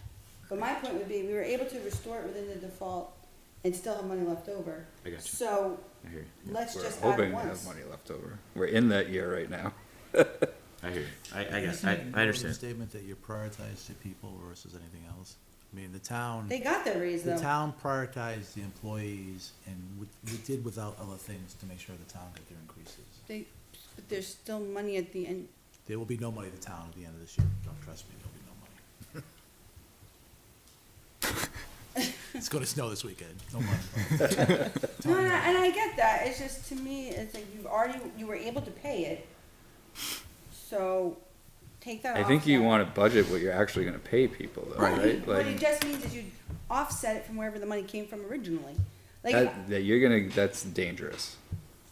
Like, if you're just hoping you can offset it later on, like, we're fortunate we can do it this particular, well, we don't know, this year's not over, we could be in the same situation as the town, right? but their choice was made to provide. Choice was made. To provide a raise during a default budget. It doesn't happen everywhere else. If the budget doesn't, if the company doesn't see an increase, neither do the employees. No, So I understand why the decision was made, but I'm saying you absorbed it into a default budget, so then why do I need to replace it if the money's already been absorbed? You have the Because we've funding to done- cover it. We've done other things within this budget to make sure everything's Because they accurate, chose, I right? think going back to Mr. Brunel's point, they chose people over stuff, right? There were probably things that you wanted to do or purchase that you chose not to. I because mean, you- yeah, we talked about this at a board meeting, I think it was last April or May. We had a list of like, all right, here's everything we're gonna move around to account for everything, right? There's stuff we didn't purchase, or there were savings that we experienced. For example, our summer savings for summer, extended school year this year was less than what we had budgeted for. It was by like $15,000 or $16,000. So that could be applied to other areas. So you could say that got applied to races if you want to make that comparison or apply it to this, whatever the case may be. Like, everything's kind of moving the best we can. We shifted things around to continue to do the late bus runs this year, right? Like, there's other stuff we're not purchasing because we're not purchasing. I think that's one of the things that's tricky with default. And, you know, I think one of our, like, selfishly, one of our goals to get this budget close to our default is like the reset of the lines, right? Because there's some lines, because you revert back to a previous line value for the default, right? So if you actually don't need that amount of money, like, because you didn't propose that in the budget, you can repurpose that money for something else, right? So like, that is, we're trying to, with this budget, show you exactly where we're spending the money as much as No, possible. and I hear that, but I also know the default budget was significantly higher than the previous proposed, the previous operating budget. There was an increase, it may be a default budget, and I get that legally, but there was a big increase in that budget Yeah. regardless. So, the idea that we couldn't find $100,000 to cover these raises without having to add it twice into the current, next proposed budget seems odd to me. Like, you had a lot of additional funding, even though it was a default. We hope. like I said, like, we're hoping, Well, right? how it breaks out Like, into we're in spending. that budget right now. If you look at the bottom line dollars, your operating budget the year prior to the default budget was significantly lower than the subsequent default budget. Regardless, there was an increase. Everybody's taxes went up. Why did we go into default? We had a default. Why did my taxes go up? Because the default was significantly higher. Because than of the operating. And contracts. also loss of revenue and returning money and a bunch of other But things. it was significantly higher. So it's, to me, but yes, there's a loss of revenue, but the bottom line budget was higher significantly. Yes, the default budget was higher than the previous year's budget. So the idea that we can't find $100,000, and that instead we found it, now we have to replace it and do it a second, seems kind of, But we're trying to get away from being able to do that. That's the whole point, right? Like, we came in, I mean, I don't know what it is after that cut, but walking in today, it was a 0.7 increase. Because we're trying to get away from the fat to be able to do that type of stuff. To make sure the budget we're presenting is exactly what we're spending it on, right? That's what we're trying to do. We're 30,000 over the default right now. to me, is like, how much higher are we than, like, so the current default or the default? I also gotta think, I mean, The current budget that you're Current sitting in. default, the current budget that we're Current budget in. you're in. And that's with the increase in insurance and increase in teachers' salaries. paras, we haven't had teachers yet because of the contracts, a separate warrant, but, yeah, I know what you're saying. Again, if you look at the warrant article, it all depends on what you wanna bet on. I would not be surprised if we see a bloodbath in March. So what side of that we wanna be on is, I would contend that there's another $100,000. It doesn't seem to be the support for that, so we can move on. You have an opportunity to make a motion. Yeah, but that's clearly, fine. I will make a motion to do additional bottom line reduction of $100,000. I have a motion by Ms. Douglas. Do I have a second? Second. Second by Mr. Olson. Any additional discussion? Just beat that horse, just that there is like I said, we've absorbed the 3%. I don't see the need to add it in twice. I can see one addition, but I think this first addition's already accounted for. Any additional discussion? Okay, so we are voting on an additional 100K reduction to personnel. Roll call vote. Mr. Olson? Yes. Mr. Cutter? No. Mr. Brunel? No. Ms. Douglas? Yes. I am a no on this one. Mr. LaPlante? No. Mr. Taylor? No. And Mr. Burke? No. Motion fails 2-6. Do we have any other motions on personnel this evening? I have a question as to the budget with, CHS counseling. Okay, if you wanna hold that just a second, I'm gonna come back to those. So, Oh, okay. yeah, just hold that, cause we'll come right back to those. Anything else on personnel? Cause I wanna close out the ones that we were going Oh, through. is this not part of personnel? Oh, sorry. I thought you were going to CHS budget, my bad. No, you're it's talking on the within- same sheet. Got it. as, Okay, what page is it on? 26. 26, okay, go ahead. It looks like we're working towards $1 million collectively in the counseling budget, and 10% of it's going to a manager or an administrator at the high school who appears to be managing 3 full-time and 1 part-time person. Is that correct? So what you're seeing there in the high school counseling, you are seeing, well, the additional days are the additional days. You're seeing 3 counseling positions there. There's 2 full-time school counselors that are like traditional school counselors, and then there's essentially an at-risk counselor who runs the at-risk program. He's under the counseling department there. I don't know if we have a fancy name for it, but it's the at-risk. And then you have your admin assistant there, and then the 2 traditional counselors have additional days, and that's true for all 3 schools. And we also have $100,000 for a, Yes, we also have a director of counseling. Yep. is That's that an person a administrative counselor as position. well, or do they just manage these? She has a caseload 3 as well. people? She has a small caseload of kids, yep, but does a lot of administrative duties. She's not technically the evaluator of the other counselors in the buildings, that's the principal, that's who does the evaluation, but she's overseeing counseling in all 3 schools. So. In all 3 All schools, 3, not so just it's not just the one that it's listed under, is it? Correct, but it's listed there, she's housed in there. Her primary responsibilities are the high school, because that's the heaviest lift, because of testing, college, and everything else. But like, if, for example, there's PD for the counselors, right, she's the one organizing it for everyone, in all 3 buildings, so. Any other questions or motions for personnel?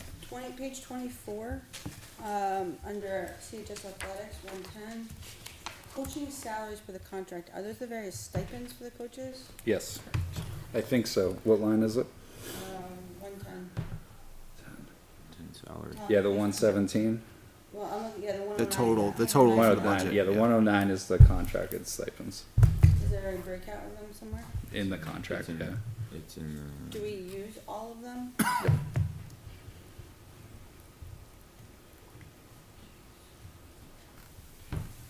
Any other questions or motions for personnel this evening? All right. I want to go back to last week. We had questions that we had asked. I'm just going to kind of run through them quickly and see if there's any motions that pertain to those. So I'm just going to go in order here. I asked a question last week pertaining to the software, and I think Brian had asked the same as well.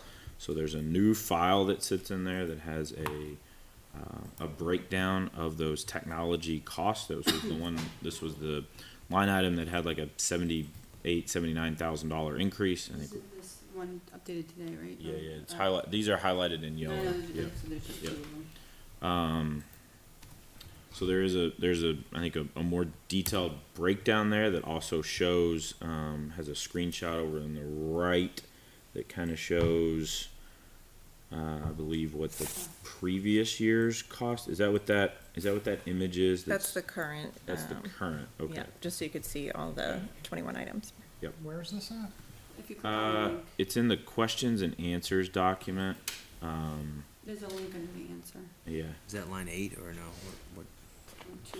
It's the Line so 3. questions and answers document. This is row 3. Yep. This was the second iteration Is of that this. in the drive, the shared drive? It is, yes.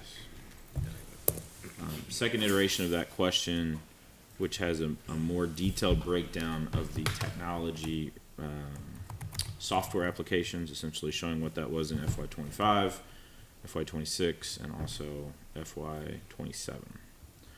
So given that I know we had asked several questions about that, are there any follow-up questions or any motions pertaining to this? Hold on.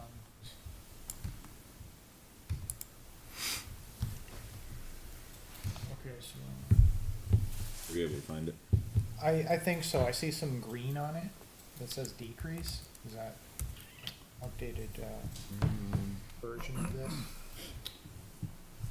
The software line, That's the first version of it. that's the first version? Let me email you this. Yeah, if you go to the questions document, there's a. I don't see the questions document. All right, I'll send you that real quick. While I'm doing that, are there any, Brian, I know you had asked a lot about this. Does this clarify what you're looking for? Yes, thank you. I guess I probably have it. Eric, I just It's in the Eric, folder, it's just a I just separate file. emailed you that link directly too, so you've got it. Okay. I'm gonna put a pin in that. We'll come back to it while Mr. Olson has a chance to review that. So I guess one of my questions I would go have would be on the smart deploy imaging software. Like, if we had it in the budget and it no longer is in the budget, it must have been taken out for a reason, so why are we putting it back? Brandon. The smart deploy. Let me see. Yeah, is Brendan on here? We'll get him up here. I mean, it's, This is out of my, I out of my imagine, realm. I mean, John, you might, or Scott or somebody, like, I Brendan. remember, Hello? Yes. Can you hear me? Yes, we can.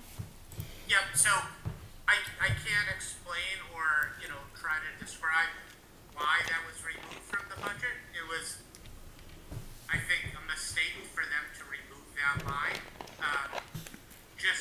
I can't say, this is just hearsay because it's just people that I've talked to that weren't here before, and they said that that wasn't something they wanted to spend time to figure out, but I see the detriment of getting rid of a kind of an enterprise imaging solution, whereas we need to put our hands on every single laptop or desktop. It takes, an hour more to image versus centrally managing and kind of patching our image that we deploy for, all our devices. So, that's why I introduced that. There isn't a tool that we have to do that currently. It's a very manual process. so we don't have like one image on a disk that you can just use? That's correct. Why not? I mean, you'd have to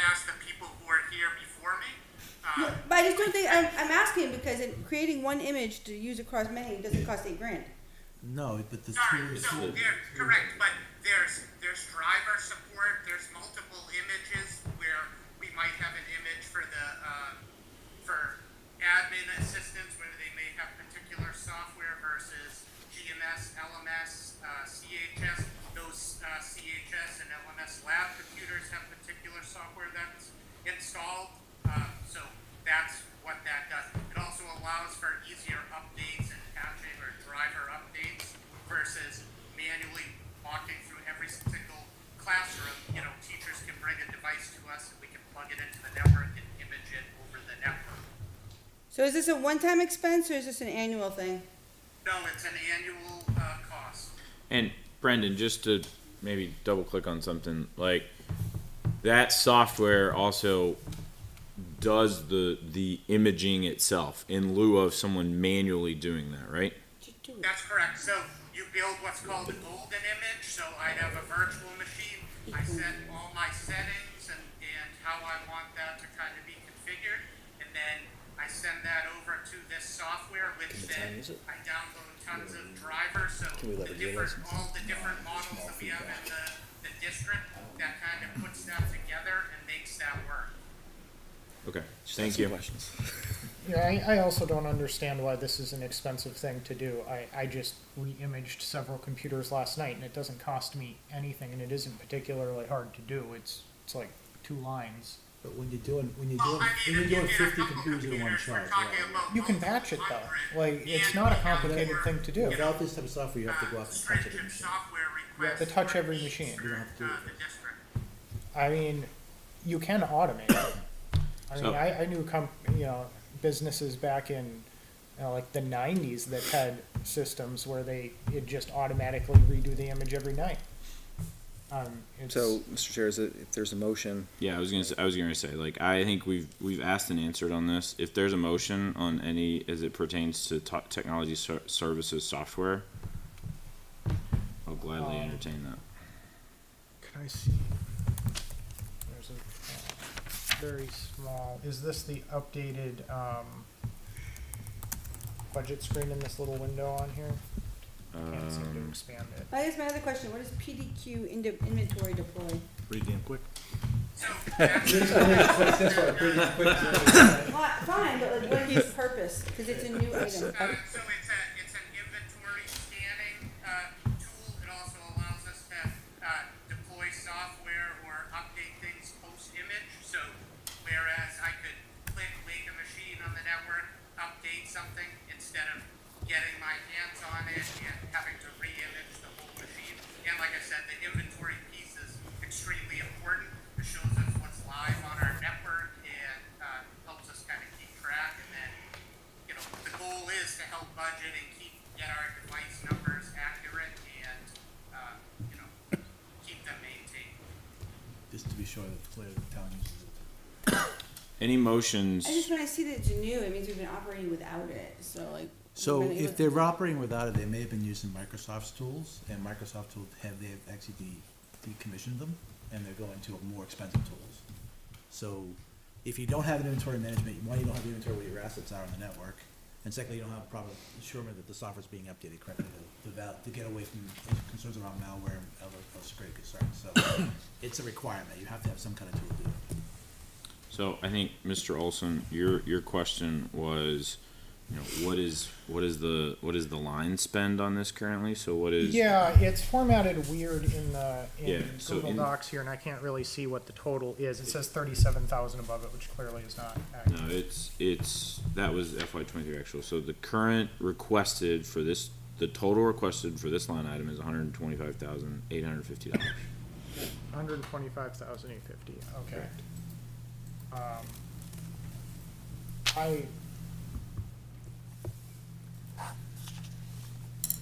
I would like to see 20,000. I'd like to make a motion to remove 20,000 from the software budget. I have a motion. And the reason, Hold on, yeah, hold on. Second, so you can talk. Motion by Mr. Olson to reduce 650 software and the technology budget by $20,000, seconded by Ms. Douglas. Discussion. Go ahead.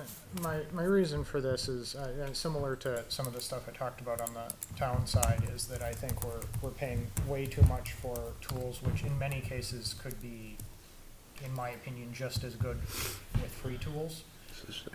And I did have some back and forth discussion, I don't recall if it was in the list of correspondence or if anybody else got copied on it, with Brendan Collins about the requirements for software for the school district, based on what we talked about last time, as far as regulatory issues.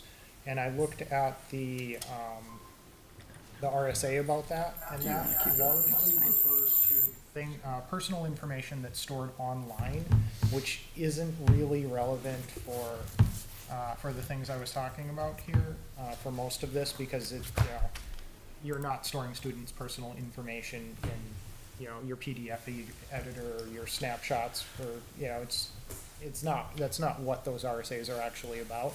I don't see anything in the law, there's nothing I can find that would in any way restrict the school district from using free open source software to do So can I make that statement again? So there are legal limitations to what software that we can use in district. We have FERPA, COPA, the minimum standards for the RSA. I understand that free and open source tools may be a cost saving, Well, area for certain, enterprises or businesses or maybe even education. But it's like the FERPA, COPA, and the RSA for the minimum standards for the state do dictate that we have to, tools can't collect, tools can't, deliver targeted ads. We have to be able to enter into agreement and hold service providers accountable in the event of like a breach or some type of other cyber incident and stuff. Free tools, there may be some that exist that would enter into that. That is probably a much tinier margin than K-12 software providers that are in this market and already have the compliance with FERPA and COPA and whatever other federal requirements they need to abide by. FERPA, I'm not sure how to say that, and COPA, are talking about you storing storing of students' personal information, which is not relevant for most of these pieces of software. And it's relevant for all pieces of software when you're talking about a cloud subscription that the student has to log into, because they have to log into it and therefore give identifying information. If you're not doing that, you simply don't have that problem, and I struggle to see how this could apply to something like, for example, a PDF editor. I can't So, imagine. again, I know, like, maybe more specific examples. So a PDF editor. If we're talking a bare bones PDF editor, you are correct. If we're talking about comparing it to what Kami does and the features that allow for usability for students and staff to use and to mark up documents and integration into, our current systems that we already have with Google Classroom and Google Drive. Like, we're comparing apples to oranges. We're not gonna go back to using locally installed software and have data silos where there isn't that collaboration piece that students and teachers need to teach today. Okay. Chair, I'd like to call a yeah. question. Thank you, Brendan. I'm calling question on this because, there's safety and security risk with this as well. So I'm calling to vote, motion to reduce $20,000 for technology services software. Mr. Olson? Yes. Mr. Cutter? No. Mr. Brunel? No. Ms. Douglas? I wish I could, but no. I am a no. Mr. LaPlante? No. Mr. Taylor? No. Mr. Burke? No. Motion fails 1-7. That doesn't mean I don't. Any additional, we've gone through that particular question. The next question from last week centered around LMS library. Mr. Burke, I believe you had asked this one. Does it pertain to a breakdown of Britannica and World Book? Yeah, I have the breakdown as far as amounts, but I can't Yeah, there's no find link. any There's other no link. information. It says follow the link, and Yeah. there's no Sorry about link. that. I've clicked on it several times. Sorry about that. So while that's getting added, I'm gonna move us to the next question that Ms. Douglas asked. That was a breakdown of BG lines that were realigned to more accurately reflect actual spending and services. So there is a link there now. Has a budget detail by function for B and G. Any follow-up to that, Ms. Douglas? Any motions? I asked about, ones allocated to CIP. Say that again, I sorry. thought I had asked for which being buildings and grounds or school-related ones were directly related to, the CIP planning. I have that breakdown at the bottom. Because there's a bunch of them added in there, really like based on CIP. I wanted, Yeah, was curious it's what at the total is of Scroll the. all the way to At the the bottom. bottom. Is it all the way to the bottom? Yeah. Keep going. Oh, yeah. Keep going. CIP, alright. Oh, right there, Ah, that there you go. box. Yeah, that's what I was looking for. Were you able to get that link added, Ms. Darling? Not, give me one more minute, sorry.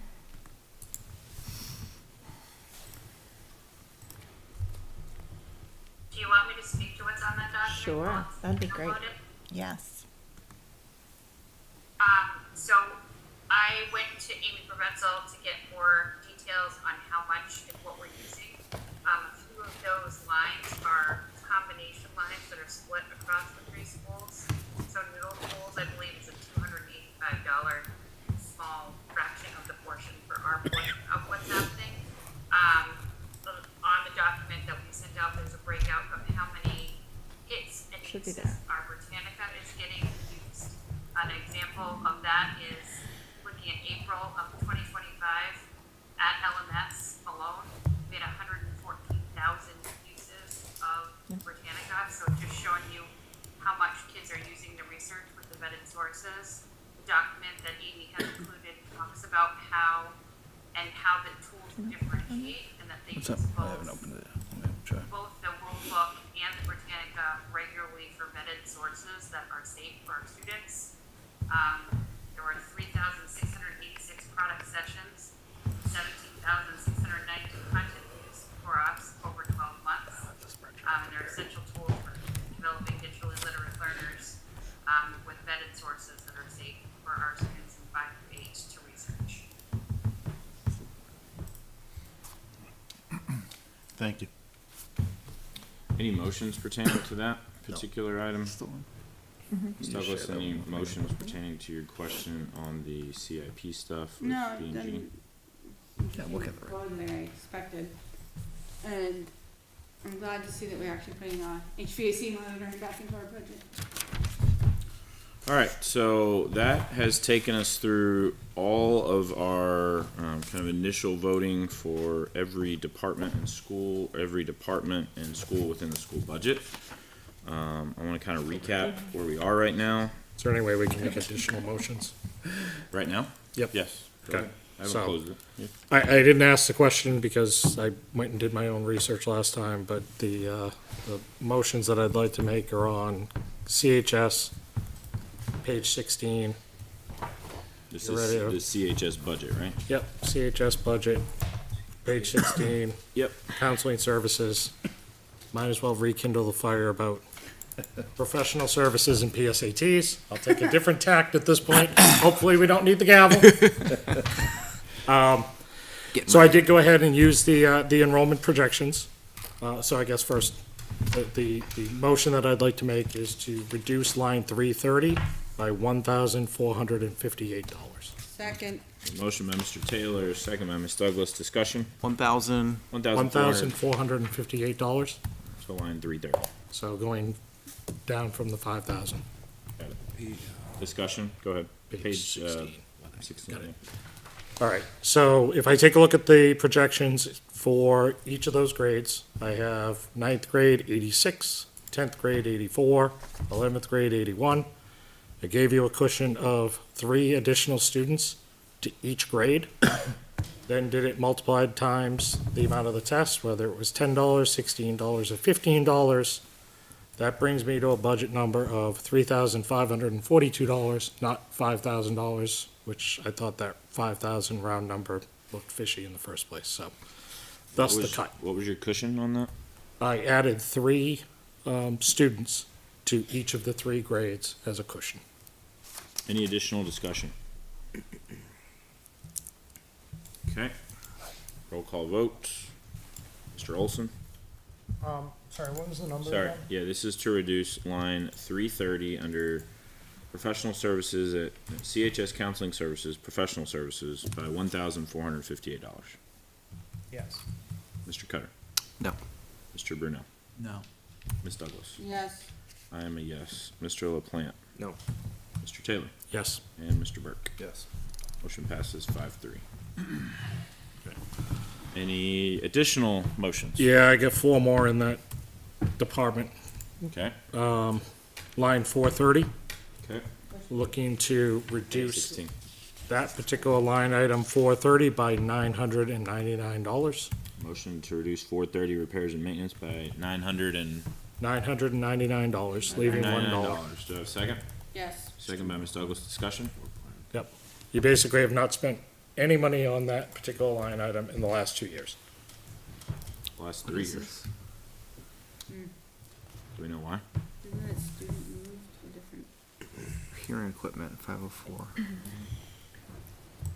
I'm assuming we just have a need to fix it. Yeah. I don't have an answer, sorry. What I found out is it was like annual maintenance, but yet annual maintenance wasn't kept on it, so Perhaps the students in our district. I did keep $1 in case we need to I add think it back it's- in later. Those are for devices that are used by students that have 504, so that they're in their plan for that. So we just have the equipment line, if there is a breakage, so they still have that equipment.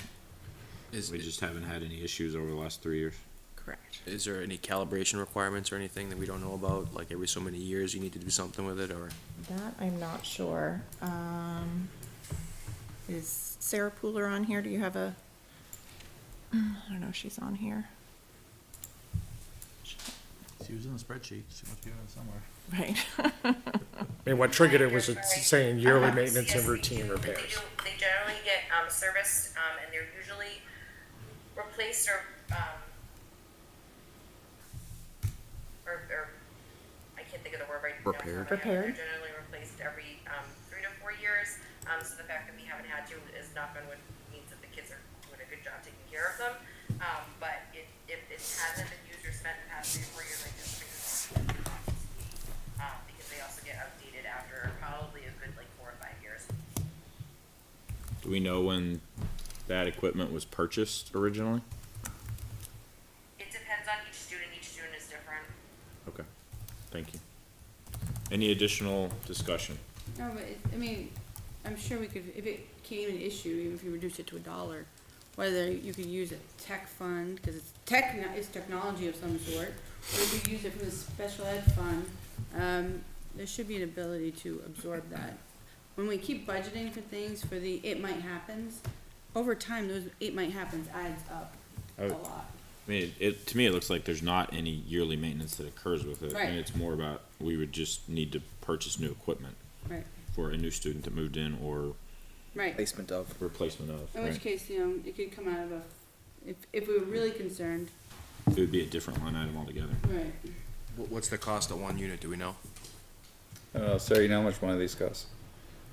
430, it's for the hearing equipment for 504s. I'm sorry, I didn't mean to interrupt you. They can cost anywhere, depends on the model, it depends on what's involved. They can cost anywhere from $1,500 to $2,500. Do we get reimbursed at all by like Medicaid or Medicare for those? If it's a Not medical necessarily by device? Medicaid. I mean, there is special ed reimbursement in a formula. For this particular device, it could be part of a larger Yeah, I just wasn't pool, sure, but- cause we used to be able to like go, tap into insurance companies and whatnot to Yeah. help offset the cost. Yeah. Cause it's presumably it's a medical device of some sort. I mean, every district's unique, but some districts are finding that it's actually more expensive to try and go through all the hassle of Medicare. Yes, I'm pretty sure our district was one of those who decided Yeah. that, but to the taxpayer who sees people as not seeking reimbursement, it's a hard sell. That's I what guess I mean, like, it would cost us more to actually try and get the reimbursement. I hear you, I'm just saying like perception is. So I'd like to get back to the point of the motion. No, The go point for of the it. motion is it clearly states yearly maintenance, which obviously the district has not done over the last 3 years, and routine repairs. This isn't like damage repairs, replacement repairs, it is routine repairs. You don't do it for 3 years, why do I need to all of a sudden trust that it needs to be done in year 4? That's the point of the cut. Any new discussion on this one? All right, roll call vote. Mr. Olson, I'll recap. This is to reduce line 430 repairs by $999. Mr. Olson, Yes. Mr. Cutter, No. Mr. Brunel, Yes. Ms. Douglas. Yes. I am a yes. Mr. LaPlante, Yes. Mr. Taylor, Yes. Mr. Burke. Yes. Motion carries 7-1-0. Mr. Taylor? All right, line 610. So that would be supplies. Mm-hmm. Looking to reduce that particular line item by $1,500. Motion to reduce line 610 supplies under CHS counseling services by, I'm sorry, what was that amount again? $1,500. $1,500. Do I have a second? Yes. Second by Ms. Douglas. Discussion? All right, over the last 2 years, spent an average of $667. 41% of the budget one of the years, and 10% spend against the budget the other year. Was there anything placed into this category? I'm certain she used the printer cartridges. Those are $1,000 themselves, so I'm just wondering, was it possibly somewhere else before? Was it budgeted somewhere else and it got dropped in here? But it was budgeted at 1,100 in 2025 and still only paid 183. Or the year before. Oh, yeah. Yeah, well, See, FY 2,800 versus It feels like the 1,158. cartridges got added in, because What's that? it feels like the print cartridges got added in, because Yeah. the other dollars seem to add up with what the budget was before. Yeah, And the cartridges are expensive, we have the same problem. If you take the cartridges out, it was a $1,200 budget, but even FY 25 was a $2,800 budget that only had a spend of $1,158. I think we can find it somewhere in the budget. Vote. Any additional discussion? All right, roll call vote. Mr. Olson, Yes. Mr. Cutter, No. Mr. Brunel, No. Ms. Douglas. Yes. I couldn't get to my math fast enough this one. I am a yes. Mr. LaPlante, No. Mr. Taylor, Yes? and Mr. Burke. Yes. Motion carries 5-3-0. Mr. Taylor. All right. 810, dues and fees. Looking to reduce that particular line item by $325. Motion to reduce line 810 dues and fees by $325. Do I have a second? Yes. Second by Ms. Douglas. Discussion? Over the last 2 years, spent $683 and $633. 66% of 1 year's budget, 61% of the other year budget, just bringing the line item in line with the last 2 years of spending. Is there something, I'll ask Mr. Burke's question. Do we know if there's anything new added to this that is a new conference or learning? Been the same amount for the past 3 years. it's been the same, so I don't know if that was in here. What line was this? What like account number? 810, dues and fees. 810. Thank you.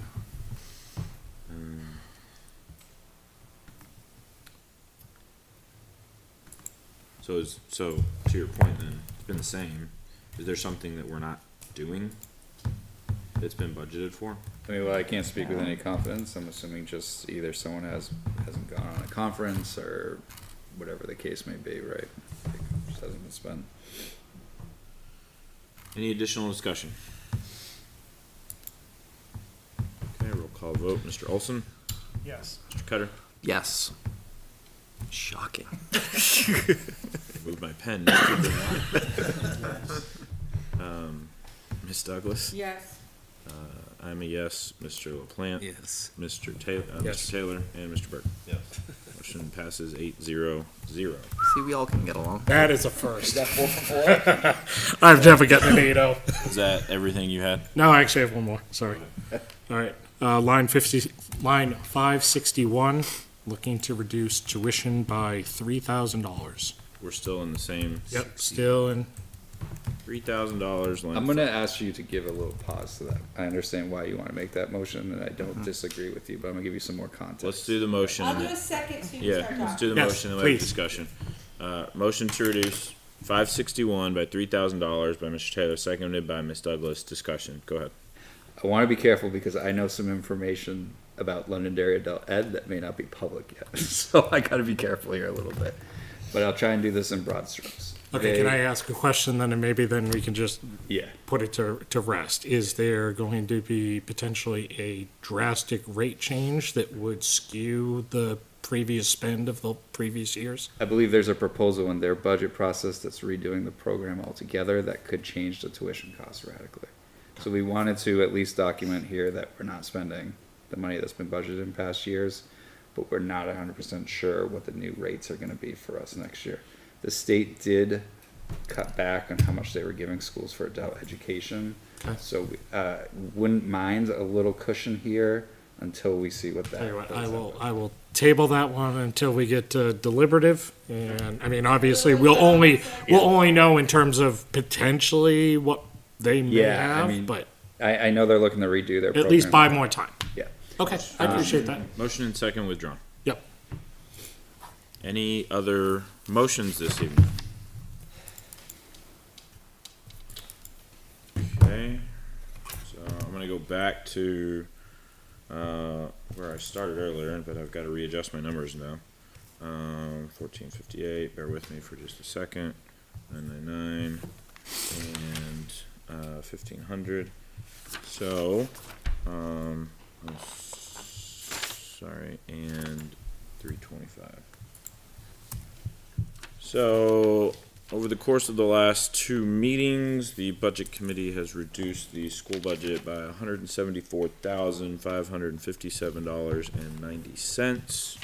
Mr. Cutter, I'm sure you have the math as to what that amount is an increase over the current budget.